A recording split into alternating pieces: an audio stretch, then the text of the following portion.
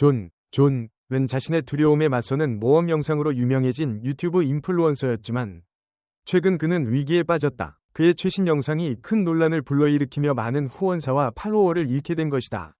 결국 그는 사과 영상을 올린 뒤 흔적도 없이 플랫폼에서 사라졌다. 그리고 6개월 후 숀은 마지막 남은 후원사를 지키고 명성을 되찾기 위해 다시 나타났다.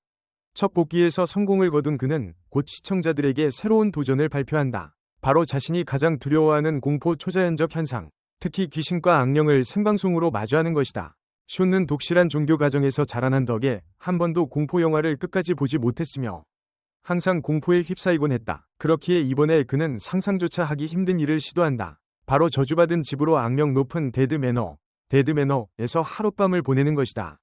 이곳은 끔찍한 죽음들이 이어져 온 저주받은 저택으로 많은 이들이 비극적인 상황 속에서 목숨을 잃었다고 전해진다. 영상 말미에서 숀은 규칙을 설명한다. 무언가 이상한 소리를 듣거나 기묘한 장면을 목격하면 반드시 확인해야 하며 그렇지 않으면 보상을 받을 수 없다는 것이다. 이어지는 생방송 카운트다운 후 화면은 검은색으로 전환되고 자막이 뜬다. 이 유명 인플루언서는 실종되었으며 여러분이 지금부터 보게 될 영상은 1년 후에 발견된 것이다. 그러나 자막은 갑자기 축소되며 사실은 그가 새로 출시할 굿즈 광고용 장난이라는 것이 드러난다. 환하게 웃으며 등장한 숀은 시청자들에게 인사를 건네며 데드매너를 소개한다. 그는 이곳을 미국에서 가장 귀신 들린 집이라 칭하며 시청자들에게 지금껏 본 적 없는 공포 체험을 선사하겠다고 약속한다. 또한 핸드헬드 카메라와 1인칭 시점 카메라를 자유롭게 전환할 수 있는 장비를 갖췄다며 절대 도망칠 수 없음을 강조한다. 결심을 증명하듯 그는 자동차 점화 플러그를 숲속에 던져버려 탈출할 수단을 완전히 끊는다. 입구에 다다른 그는 집의 어두운 이야기를 시작한다. 첫 번째 희생자는 저택의 초대 주인의 딸 마일드레드였다. 부유한 몰몬교 집안 출신이자 실패한 시인이었던 그녀는 결국 이 저택에서 스스로 목숨을 끊으며 비극의 서막을 열었다. 숀은 관객들에게 질문을 던진다. 밀드레드의 죽음이 저주의 시작이었을까? 아니면 이미 귀신이 들린 집의 또 다른 희생자였을까? 그 순간 숲속에서 들려온 소리에 잠시 멈칫하지만 그는 그대로 나아간다. 그는 바로 이 숲에서 얼굴이 쥐에게 갉아먹힌 채 발견된 시체 이야기를 들려준다. 더 안쪽으로 들어가던 숀은 기묘하게 쌓인 폐허를 발견한다. 그는 즉시 카메라를 설치하며 모든 장비는 움직임이 감지되면 자동으로 가동된다고 설명한다. 이어서 그는 목과 판자로 막혀있던 문을 쇠지뢰로 뜯어내고 저택 내부로 진입한다. 안에 들어서자마자 그는 문을 잠그고 열쇠를 통풍구 속으로 던져버린다. 다시는 쉽게 빠져나갈 수 없게 된 것이다. 내부를 탐험하면서 숀은 저택의 더 어두운 역사를 풀어놓는다. 밀드레드 이후 1956년 집이 영구적으로 봉쇄되기 전까지 11명이 더 목숨을 잃었다는 것이다.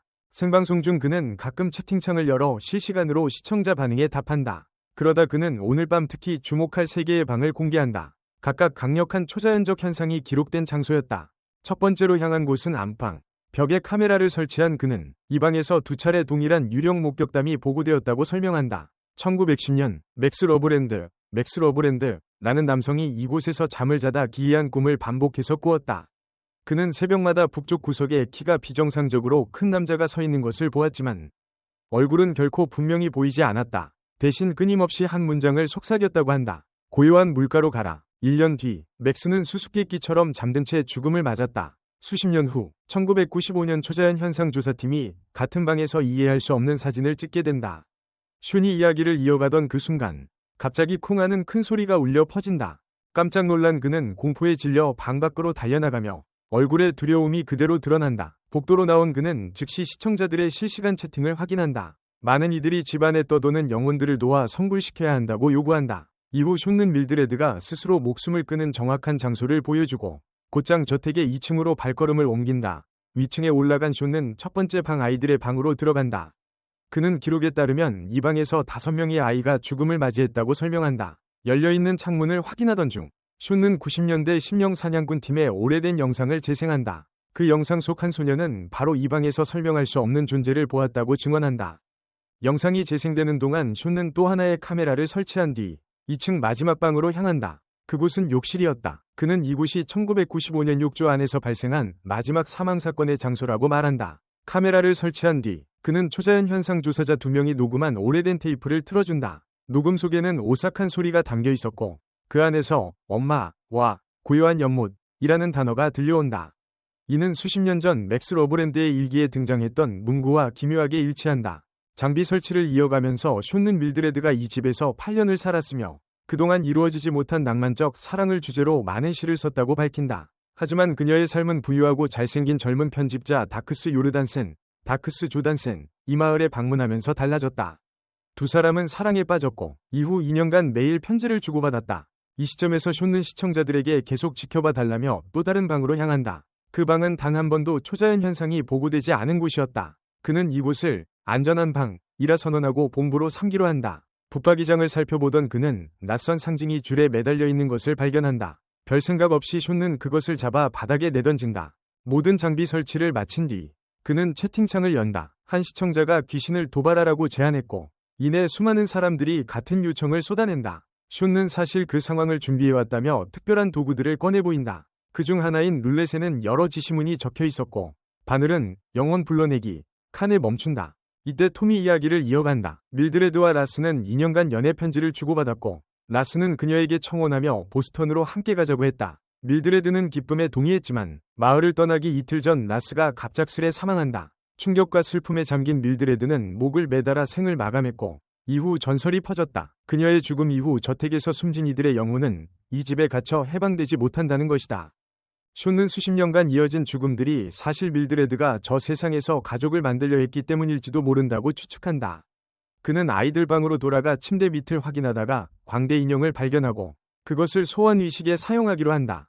긴 침묵이 흐르던 순간 갑자기 천장에서 들려온 소리에 숀는 비명을 지르며 놀란다. 그는 즉시 달아나 안전한 방으로 몸을 피한다. 시청자들 중 일부는 소리가 낡은 집의 목재가 삐걱거린 것뿐이라고 주장하지만 숀는 단호히 부정한다. 그 소리는 분명 무거운 발소리였다고 말한다.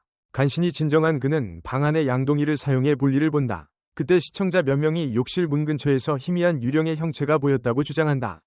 처음엔 의심했지만 녹화된 영상을 확인한 순간 그는 경악한다. 분명 낯선 형체가 욕실 입구를 스쳐 지나갔다가 사라졌던 것이다. 공포에 질린 그는 달아나 옷장 안에 몸을 숨긴다. 거기서 시청자들에게 무엇을 해야 할지 묻는다. 채팅창은 일제히 그에게 계속 조사하라며 그렇지 않으면 마지막 후원 계약마저 잃을 수 있다고 경고한다. 용기를 짜내 숀는 십자가를 들고 그 존재의 흔적을 추적하려 한다. 하지만 몇 걸음도 채 가지 못해 무겁고 빠른 발소리가 다가오는 바람에 그는 비명을 지르며 안전한 방으로 다시 달려간다. 급히 문을 막으며 방어하려는 순간 거대한 충격음과 함께 문이 흔들리고 그는 공포에 질려 절규한다. 문이 갑자기 열리자 영혼이 아닌 크라이지가 나타난다. 그녀는 숀을 만나기 위해 먼 길을 달려온 열성팬으로 귀신 사냥에 자신이 있다고 도움을 제안한다. 숀는 여전히 혼란스러워 떠나려 하지만 크리시는 현재 시청자 수가 사상 최고 기록이라며 그를 붙잡는다. 실제로 확인해보니 수백만 명이 그를 실시간으로 지켜보고 있었다. 그는 즉석에서 투표를 열어 크리시가 남아야 하는지 묻고 압도적 찬성에 따라 그녀와 함께하기로 한다. 숀는 카메라를 건네며 크리시와 함께 조사를 이어가기로 한다. 그녀는 안방을 탐험하자고 제안했고 주저하던 숀는 동의한다. 계단을 내려가던 중 방에 들어서기 직전 크리시가 순간적으로 사라졌다가 다시 나타난다. 이 기묘한 현상에 겁먹은 숀는 새로운 규칙을 선포한다. 어떤 상황에서도 절대로 떨어져서는 안 된다. 곧바로 두 사람은 방 안으로 들어간다. 갑자기 크리시는 이상한 소리를 듣고 비명을 지른다. 숀는 옷장을 확인하다가 비밀 통로를 발견한다. 지체할 틈 없이 그들은 좁은 계단을 따라 내려가 숨겨진 방에 도착하고 그곳에서 낡은 상자를 발견한다. 안에는 밀드레드의 시집과 나무 상자가 들어있었다. 처음엔 흥분했지만 시를 읽은 숀는 운율도 없고 시시하다며 실망한다.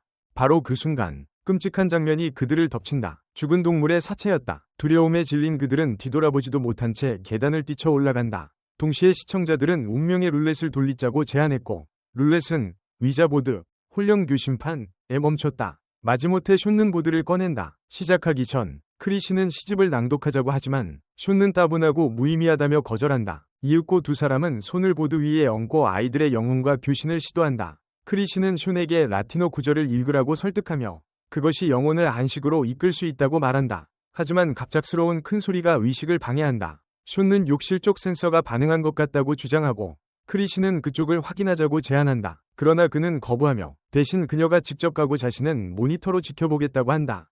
잠시 후 숀는 발자국 소리를 듣고 공포에 사로잡힌다. 동시에 위자보드가 스스로 움직이기 시작한다. 그는 급히 화면을 확인하지만 크리시는 어디에도 나타나지 않는다. 또 다른 소리가 들리자 그는 황급히 뛰쳐나가 그녀를 찾는다. 긴장감이 고조되는 순간 크리시는 갑자기 나타나 숀을 놀래킨다. 숀는 격분에 그녀에게 소리를 지르며 상황을 가볍게 여긴다며 당장 떠나라고 요구한다. 하지만 뜻밖에도 크리시는 숀에게 달려들어 목을 물어뜯는다. 숀은 필사적으로 저항하며 부서진 나무 조각으로 그녀의 목을 찔러버린다. 손을 떨며 시체를 확인한 그는 자신이 그녀를 죽였음을 깨닫는다. 충격에 빠진 그는 안전한 방으로 달려가 경찰에 연락하려 하고 시청자들에게도 신고를 부탁한다. 그러나 현장으로 돌아왔을 때 크리시의 시체는 사라져 있었다. 바닥에 남은 핏자국을 따라가자 낯선 방이 나타났지만 그는 들어가지 못한다. 바로 그때 천장에서 들려온 소리에 그는 놀라 다시 안전한 방으로 도망친다. 카메라를 확인한 그는 계단을 완전히 막아선 채 매달려 있는 밀드레드의 시체를 보고 경악한다. 시청자들은 비명을 지르며 그에게 도망치라고 외친다. 이어서 그들은 영상 하나를 보내주는데 한 소년이 숀이 옷장에서 발견했던 상징 함사손, 햄자에 대해 이야기하는 장면이었다. 악을 몰아내는 부적이었고 그것은 숀 자신이 파괴하기 전까지 작동하고 있었다. 숀은 자신이 밀드레드를 풀어준 장본인이라는 사실을 깨닫고 충격에 빠진다. 극도의 공포 속에서 그는 절규하며 탈출을 시도한다. 그러나 계단 아래로 내려가자 밀드레드가 그를 덮쳐 목을 조르며 의식을 잃게 만든다. 희미한 의식 속에서 그녀는 손가락을 그의 코 속으로 집어넣는 섬뜩한 행위를 한다. 정신을 차린 숀은 몸부림치며 그녀를 계단 아래로 내던진다. 그는 그 틈을 타 통풍구 쪽으로 달려가 예전에 던져 넣었던 열쇠를 찾지만 손에 들어온 것은 나무 상자의 열쇠뿐이었다. 절망한 그는 문을 발로 차며 탈출을 시도했지만 몸만 다칠 뿐이었다. 그때 시청자들이 상자를 열어보라고 조언한다. 그는 열쇠로 상자를 열었고 그 안에는 잘린 사람의 손가락과 소름 끼치는 사진이 들어있었다. 사진 속 인물은 다름 아닌 밀드레드 레스, 마일드레드 라스였다. 진실에 충격받은 숀은 숨조차 멎을 듯했다. 하지만 아직 끝이 아니었다. 채팅창에서는 아이들 방이 창문 하나가 봉쇄되지 않았다고 알린다. 바로 그 순간 복도에 기어다니는 괴이한 형체의 그림자가 보였다. 주저할 틈도 없이 존은 아이들 방 창문을 향해 계단을 뛰어 올라간다. 단 한 번이 도약으로 이 악몽에서 영원히 벗어나기 위해서였다. 그러나 밀드레드의 밧줄은 여전히 크리시를 침대에 묶고 있었다. 바로 그때 또 다른 영혼이 나타나 존을 극도로 공포에 몰아넣으며 위협했고 그는 비명을 지르며 안전한 방으로 도망쳤다. 거친 숨을 몰아쉬며 그는 무언가가 자신을 붙잡아 집에서 나가지 못하게 하고 있다고 외쳤다. 채팅창을 확인한 순간 한 교사가 충격적인 사실을 밝혀낸다. 존이 읽었던 라틴어 주문은 퇴마 의식이 아니라 영혼을 바치는 희생 제물 의식이었다는 것이다. 그것은 밀드레드가 살아있을 때 사용하던 의식으로 집에 사는 자들의 영혼을 묻고 그녀의 일부로 만드는 끔찍한 술법이었다. 이 폭로로 분위기는 급변했고 채팅창은 존을 향한 비난과 분노로 가득 찼다. 그는 억울함과 두려움에 휩싸인다. 바로 그 순간 누군가 그의 이름을 속삭이는 소리가 들린다. 밀드레드가 다시 나타났고 이번에는 더욱 잔혹하게 그를 공격했다. 그녀는 그의 하복부를 물어뜯었고 존은 고통과 공포에 절규했다. 필사적으로 그는 2층 창문에서 몸을 던져 탈출했다. 땅에 떨어지며 다리가 심하게 다쳤지만 그는 시청자들이 알려주는 응급 지시를 따라 출혈을 막고 상처를 간신히 봉합한다. 정신을 잃지 않으려 애쓰던 그는 기괴한 으르렁거림을 듣고 다시 움직이기 시작한다. 차를 고쳐 탈출하기 위해 자동차 점화 플러그를 찾던 그는 다행히 또 하나를 발견한다. 그러나 그것을 꽂기도 전에 귀신이 나타나 그를 쫓기 시작했다. 그는 허둥지둥 달아나다 넘어졌고 앞에 나타난 경찰로 보이는 사람에게서 잠시 희망을 본다. 하지만 곧 그것도 살아있는 인간이 아니라 변장한 영혼임을 깨닫는다. 그는 망설임 없이 공격해 쓰러뜨린 뒤 차 안으로 몸을 숨겼다. 숨을 고르던 그는 시청자들이 보내온 영상을 확인한다. 영상 속에는 함사 부적, 잼자를 걸고 있는 한 여인이 등장한다. 그녀는 15살에 이 집에서 살았고 밀드레드와 맞닥뜨린 적이 있다고 고백한다. 자신을 지키기 위해 그녀는 밀드레드의 힘을 억제할 수 있는 부적을 만들었고 경고를 남긴다. 진정한 퇴마는 반드시 육체적 희생을 요구한다. 그 순간 또 다른 영혼이 존을 습격했다. 그는 차 뒷좌석에서 감자총을 발견하고 임시무기로 사용해 간신히 물리쳤다. 하지만 그 과정에서 아이패드가 완전히 부서져 시청자들과의 연결이 끊기고 만다. 절망 속에서 그는 차로 돌아가 밀드레드의 시집을 펼친다. 그곳에는 사탄의 힘을 불러내는 주문들이 그대로 실려 있었고 그가 들어온 일에 속삭임으로 들려오던 모든 말들이 시 속에 기록되어 있었다. 모든 퍼즐이 맞춰졌다. 밀드레드는 결코 가족을 원한 것이 아니었다. 그녀가 바란 것은 단 하나 자신의 시를 읽어줄 관객이었다. 그녀의 시에 대한 광적인 집착은 죽음마저 넘어섰던 것이다. 이 깨달음은 존에게 영감을 주었다. 그는 시청자들의 힘을 빌려 밀드레드를 지옥으로 되돌려보내는 대항의식을 치르기로 결심한다. 굳은 각오로 숀은 다시 집으로 들어섰다. 그는 손도끼에 면도날을 붙인 무기, 성수를 담은 주사기, 그리고 초반에 발견했던 큰 시카를 챙겼다. 모든 준비를 마친 그는 안전한 방으로 돌아왔다. 놀랍게도 라이브 방송은 여전히 이어지고 있었다. 예비 아이패드를 꺼내 채팅창을 확인한 그는 시청자들의 도움으로 필요한 주문을 정확히 번역할 수 있었다. 그는 준비를 마치고 진심 어린 사과를 남겼다. 과거의 무모한 행동, 인종차별적인 발언, 실패한 사과까지 서툴지만 간절한 속죄였다. 그는 더 나은 인간이 되겠다고 다짐했다. 그리고 마침내 밀드레드를 찾아 나섰다. 괴이한 두드림 소리가 그를 아이들 방으로 이끌었다. 그곳에서 그는 한 아이의 영혼과 마주쳤다. 가까이 다가가자 아이는 셔츠를 젖혀 가슴속 흉측한 기형을 드러냈고 존은 공포에 질려 문을 닫고 물러났다. 방어를 위해 그는 문 밖에 성수를 뿌렸다.